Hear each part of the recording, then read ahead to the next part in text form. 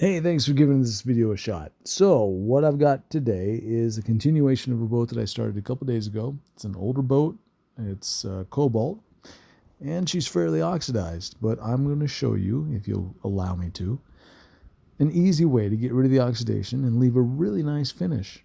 So, sit back, relax, grab a drink, grab some snacks. You're going to want them because this is like 40 minutes of me just blah-blah-blahing it through this boat, and I don't even finish it. You're just going to see a section of it done. But you'll see how it's all done, and you'll see that you can do it too, quickly and easily. In less than 40 minutes, how's that?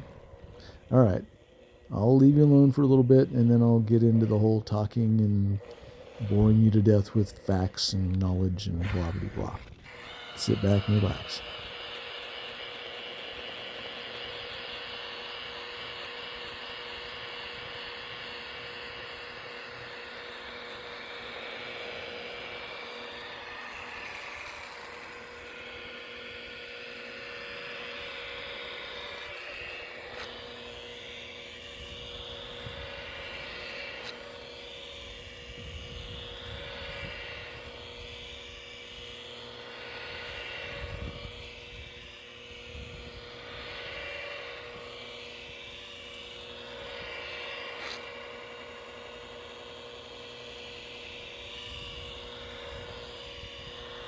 Let's start off with, I'm using Super Duty on an oxidized Gelcoat boat. This particular boat is a cobalt, and at this time of cobalt production, they were using a hardener to amplify the resistance of their Gelcoat to degradation and oxidation and staining and all that other stuff. So when you're working on an older cobalt, I believe maybe 2000 and when did they sell? 2014 on back. It's some tough gel coat, and it requires a little bit of oomph to get it to relent to what you want it to do. So I'm using 3M's Super Duty. All of the items and stuff that I'm using are in the description. Feel free to check that out. Try not to, blow up the comment section with what pad did you use. It's in there. It's in there. And yeah, just check out the description. It's right below the video. It says something like more, and then just click on more or description, and it'll tell you everything that you need to know. All right, so let's talk about what it is I'm doing and why I'm doing it. And I guess that's one of the reasons that you're watching. So with Super Duty, it works great while it's wet. So first thing I do is I spread it out to cover all of the area that I'm going to be working on. In this case, I'm just going to be working on the port half. The fact that I'm touching the starboard right now is more OCD, and I'm thinking to myself, I got good light. I can see it better than maybe tomorrow or the next time I see the starboard side, so I might as well just get in there. And it's Super Duty, for God's sakes. It's going to make some scratches, but it's going to get rid of some oxidation, so have some fun while you got it. And I have some. There's some on the bow, and I spread it out, and I'm covering kind of from the, in your perspective, the right-hand furthest corner of this hatch that I have about 10% lifted up, maybe 13%, if I'm being honest. From there to the nose, that's all I really care about. Basically, I draw a line down the middle of the boat mentally, and that's all I care about at this time. The fact that I'm touching any other part of it is just to make the melding of the two sides easier when I get to the place where I'm going to be blending them together. So I suppose I'm doing a little pre-blend, a little post. I'm not going to search for a word. I'm trying to do this all in one cut. Ambition. Sometimes I have it.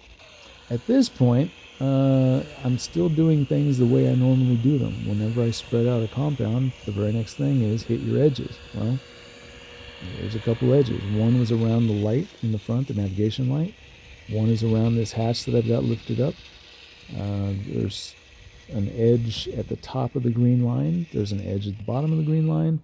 And there's an edge at the bottom, and actually two edges technically, at the bottom of the white, right above the gunnel or the rub rail.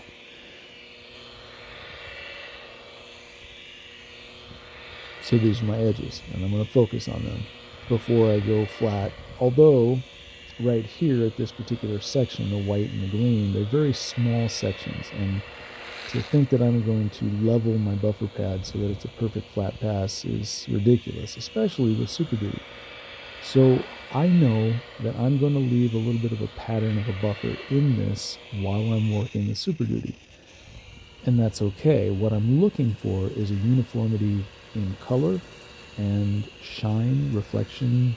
I'm looking for if there's some minor scratches or there's some staining. Maybe I'm looking to get that out.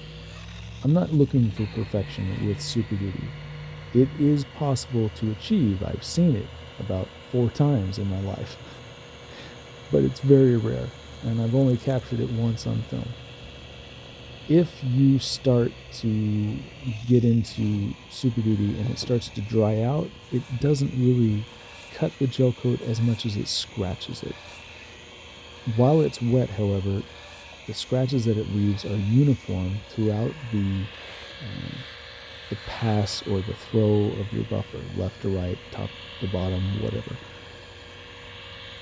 When it dries, you get a couple wet pieces and a couple dry pieces, and they don't cut the same, and so you get differences in the cut, and it's very, very obvious that something has come across that surface. Whereas while it's wet and you're working it back and forth, left and right, top to bottom, whatever, as long as it's wet, it's scratching, yes, but it's scratching uniformly, and doing so, it's taking off an even amount of gel coat every time. And if you take your time going left, right, every time it goes left, my eyes are looking at the reflection of the sun off of that gel coat.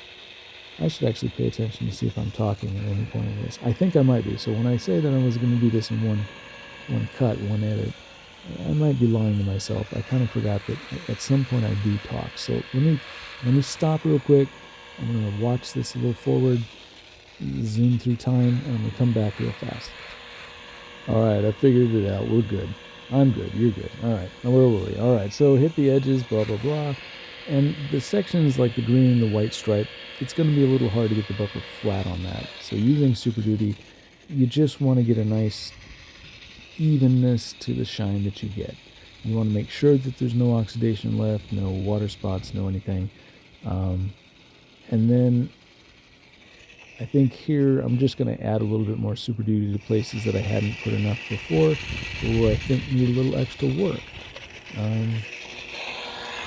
Sometimes you go into it thinking you know how much to use, and it turns out you were wrong. The good thing is there's more in the bottle usually. So let's see.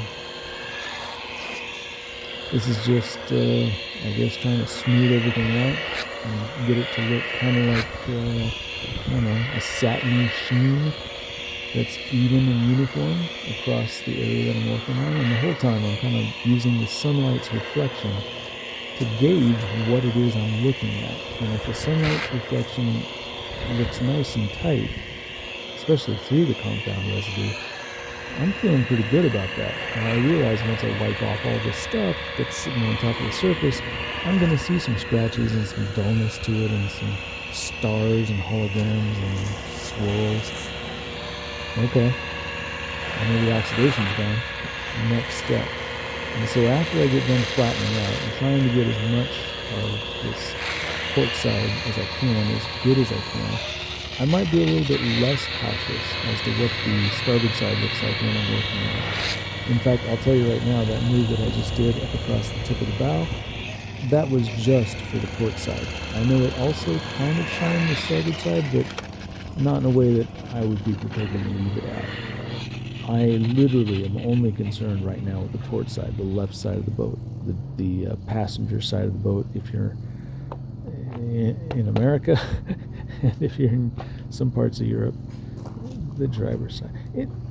The port side. I'm worried about the port side. It's the reason that there's a uniform name. Anyway, apparently I'm getting into the heavy cut portion, and oddly enough, the heavy cut should look a lot like the section and the work that I did with the Super Duty. The only difference you might find is I'm a little bit more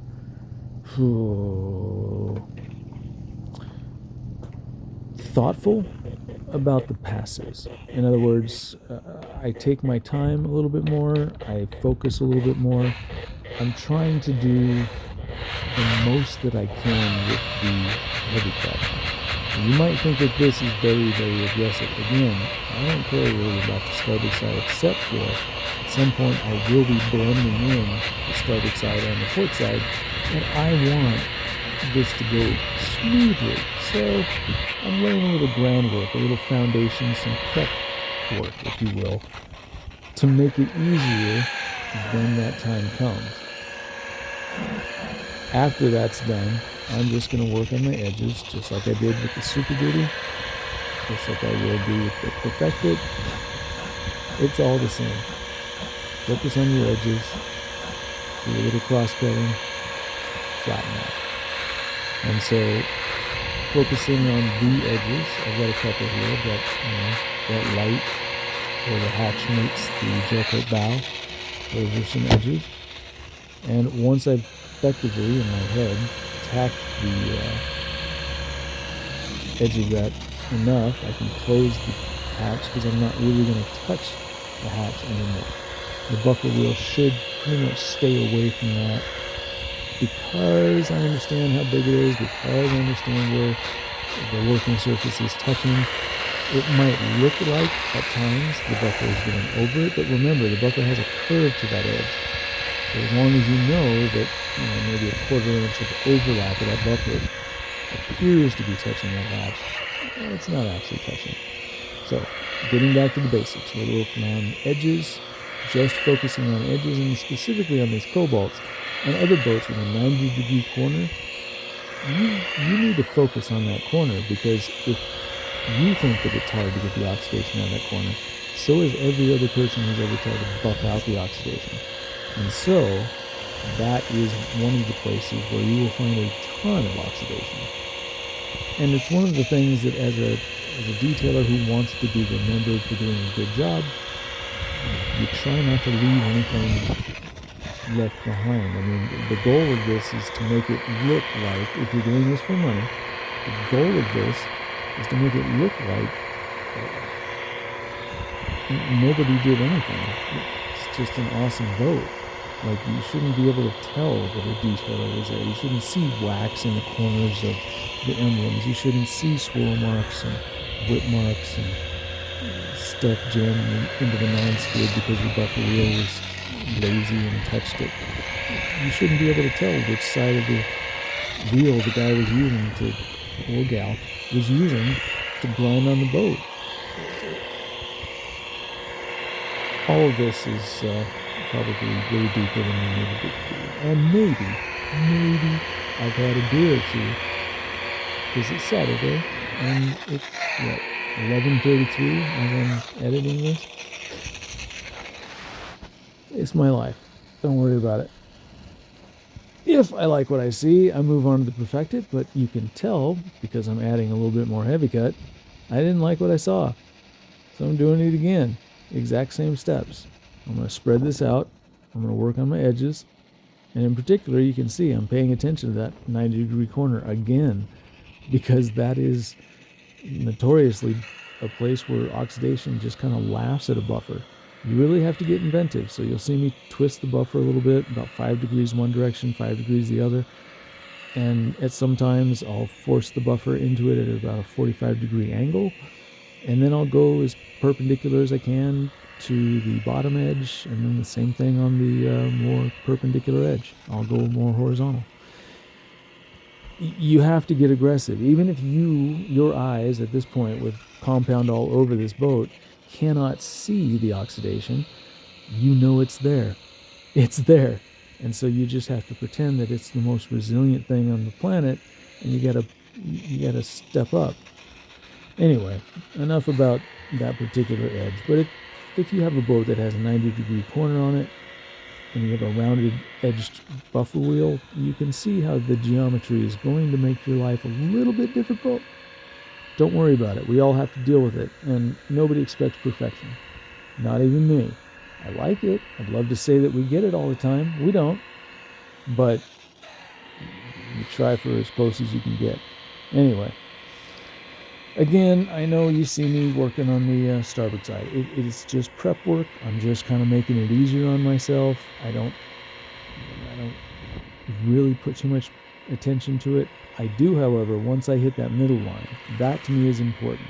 And for that middle line over towards me, I think that's really important. So I focus on that. And again, all the while, with every pass I do, I'm looking at that reflection of the sun in what I've just done. Not in front of it, what I've just done. My eyes don't generally stray from the work that I'm doing, unless I'm in the shade, in which case I'm not getting much more to tell me how I'm doing other than the sound and the feel, and a little bit of some background reflections if there are any. Sometimes there are, sometimes there aren't. In those cases, I'll go for, if I'm working on white gel coat, I look for the color. If I can see color in the reflection, that's a pretty good indicator that you've gone pretty deep and gotten a decent reflection. If I can see detail and color, that's outstanding. And especially if you can see it from straight on. In other words, the reflection is 90 degrees to you. It's not at a 45-degree angle or any angle off to the side. It's literally just right in your face saying, yeah, I see you. I'm a white mirror. Welcome to my world. Let's see. There's not much that I can tell you that I haven't already told you, and I find it strange that I'm just talking for, what's it been now? 14 minutes. Oh, hey, this leads me to an interesting segue. Do you know how long this just tiny little section would take if you were wet sanding it?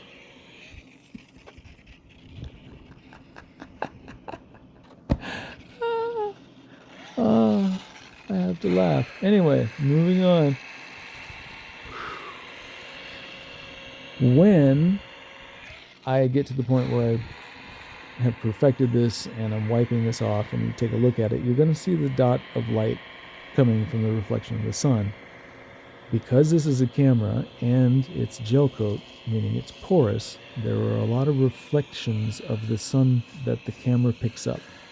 The human eye, however, and when I see it, this looks like you just spilled like dairy creamer over the front of the boat. Now, you might notice I'm not doing a lot of talking. It's because there's a lot of wind, and I was thinking that if there's a lot of wind, I would just edit this so that I was at home doing the voiceover, and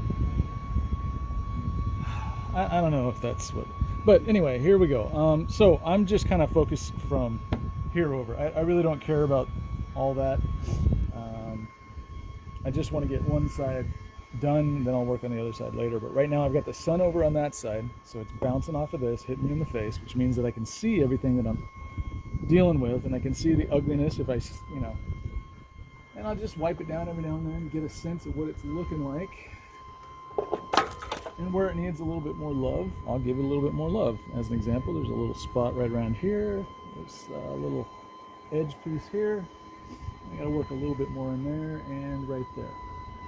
Other than that, I'm seeing exactly what I want to see for heavy cut, which is just kind of a sheen, a gloss, and don't worry about the little speckles. This is spider poop. It's been sitting there staining the gel coat.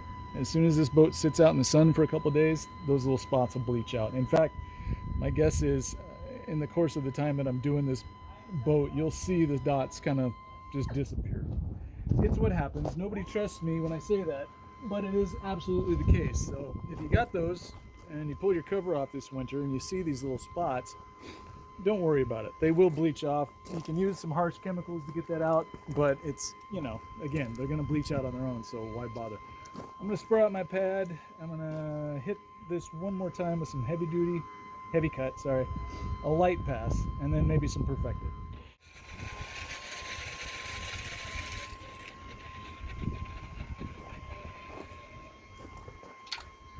All right, where did I say again? Oh yeah, a little bit right there. Yeah, a little bit up on this edge. A little bit over here. A little bit up and down. All right. So now I'm just gonna lightly touch these areas. Nothing special.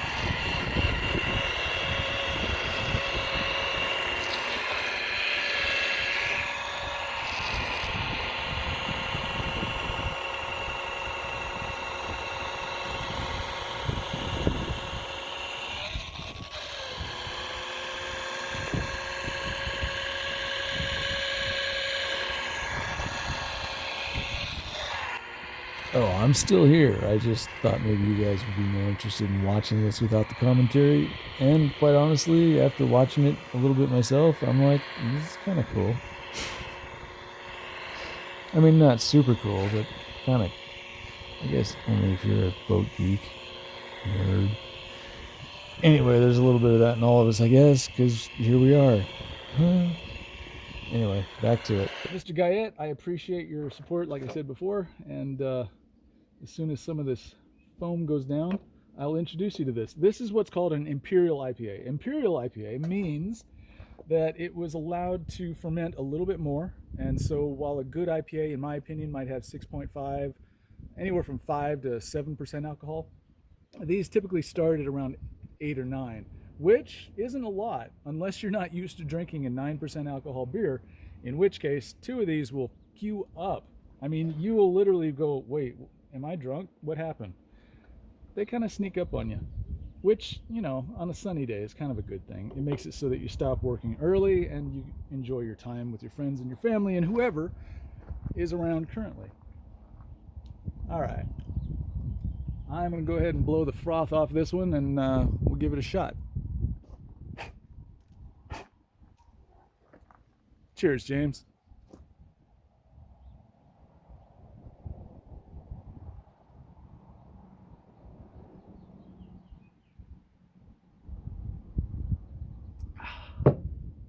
Yeah. So good. Thank you. That's really good. I don't usually go for Imperials. I'm a lightweight. My alcohol resistance is not what it was when I was in the Army. 2 of these and a meal, and I'm going home and taking a nap. That is some good shiz right there. So, Mr. Guyette, I appreciate your support, and anyone who sends me beer money, this is the result. Also, it helps me buy pads for my broken tools, so that helps too. Anyway, I'm gonna get back into this. Enjoy yourselves, or not. Grab some snacks. It's gonna get boring.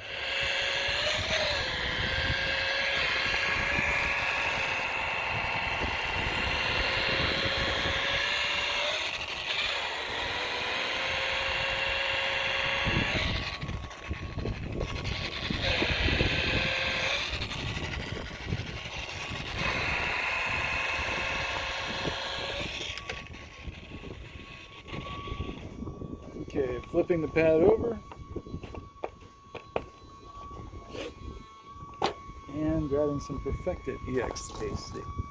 Again, I'm trying to just get from like this line over. I really don't care about anything on that side. It's not really my concern at the moment.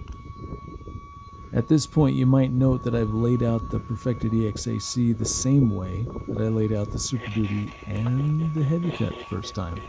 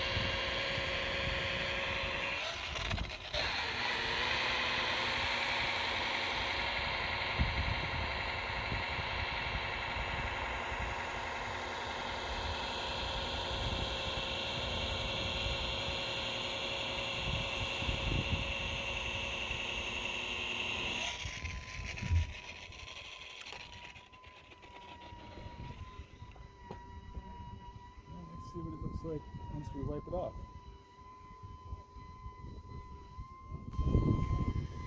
Well, there's a shine. She's back.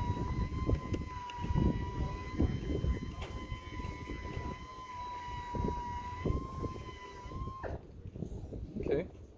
Now to finish this off, I'll probably be using a foam pad with Perfected EXAC just to kind of smooth all this out. And now that I've mentioned it, you probably want to see that. So let me put you on pause. I'll be right back. All right, so foam pad, Perfected EXAC. Again, just working on this half of the boat. I really don't care about the other half.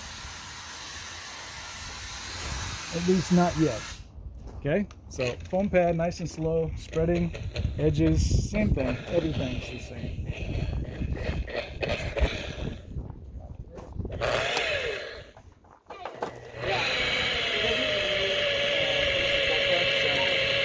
Lee, Rye, just joined our team. Nice to meet you. Office Hi, Lee. Lee is literally an artist. I wouldn't go that far. No, I mean look. You're the guy. No, check this out. Don't listen see to how this. see how beat the truth is? Oh yeah. Now watch this. Yeah, just cut it No, look at this. I mean, this side is equally as bad. Oh yeah. Get yourself in. My best friend is that.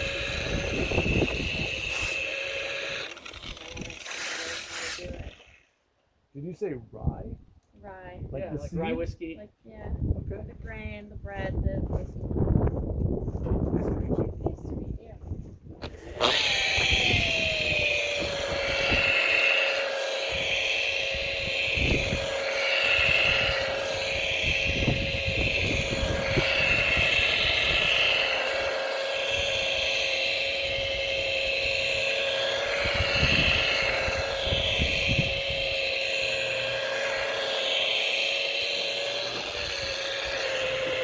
By the way, you don't have to use a foam pad to get a really nice shine on your boat.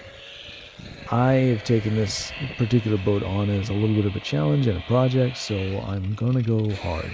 It's kind of my thing right now. I want the best reflection I can get on the top of this boat. I've heard the story of the owner. I know some of his friends. They've all talked really highly of this person, and this is their first boat, and they're going to go ahead and restore this thing the best they can. So they're doing a lot of stuff on the interior. That's why I'm using the foam pad, but you don't actually need one. If, however, you decide, you know what, I'm going to use a foam pad because I want the best I can get. I concur. I want the best I can get too, and especially around these snaps and any sort of details, a foam pad can really get close to those edges and make the gel coat around things like snaps look like it's factory fresh. Beyond that, there are some things you should know about foam. First off, it builds up heat a lot faster than a wool pad does. It's also very much more forgiving than a wool pad is, so you don't have to necessarily be flat and on a plane. You can just kind of play with it, use an edge, but use the edge for the entire section equally at the same angle, with the same pressure, at the same speed, blah, blah, blah. But you can do these things. By the way, I apologize for all the sniffling, both in the video that you hear and currently. The pollen here, it's springtime, and I'm not dealing with it well. So you don't put very much pressure on this. You don't let it sit in one spot for very long. You definitely don't let a foam pad hit like soft rubber and spin very long. It will melt it like within about 3 rotations, 2.5 maybe. It's pretty quick, so watch that. What else? Don't let the foam pad get chewed up by snaps or sharp edges, and just run it at a slow speed. There's no need to go fast with a foam pad. It doesn't help at all.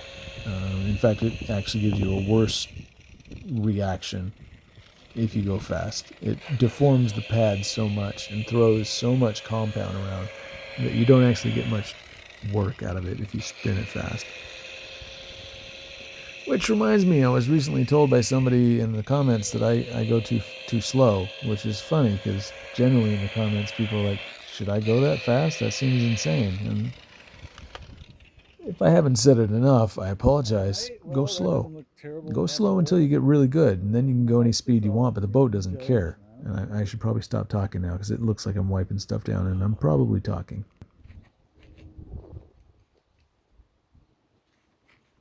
All right, well, I'm going to move the camera so that you can see this. Hold on. I'm going to unpause it, or pause it. All right, so let's see. This is what I see, all right? So I haven't done anything past here, and then it just kind of goes to bleh. So you can easily see where I've at least put something up here. It's going to be hard to get underneath this cleat because you can't undo these, and none of these snaps unscrew. They're all riveted in. So one of the reasons I'm using a foam pad is because I can get right around these snaps, like really close, without doing too much damage to the boat. Anyway, this is what I'm going to work at getting for the entire top side. It takes a little while. There's some steps. Now once this is done, I'll just clean it and put a little protection on there, and that should look pretty good. If you're wondering what I look for when I'm getting done with the foam pad and the Perfected EXAC, if it looks like wet paint, I'm like, yep, that's where I want it. And if that dot of sun is just a dot of sun, then that's also where I want it. All right, well, like I said, I've got more boat to do, so no need to hang out if you don't want to. You could watch if you want. No, you know what? You don't need to watch. You just saw the entirety of what I'm going to do on the top side. So how about this? When I get to the starboard side, maybe I'll break the camera back out. In the meantime, I wanted to say thank you very much for your time and your patience. I know this isn't fun to watch. It's even less fun to do, FYI. So if you have any questions, hit me up in the comment section. I will try to answer everything that comes across. All right, I'm just showing you this so that you see what I see when I'm working on it.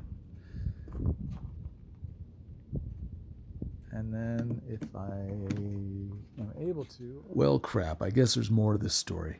Hey, if you want to subscribe, that wouldn't suck. Give me a thumbs up. That also wouldn't suck. I appreciate your time. Cheers.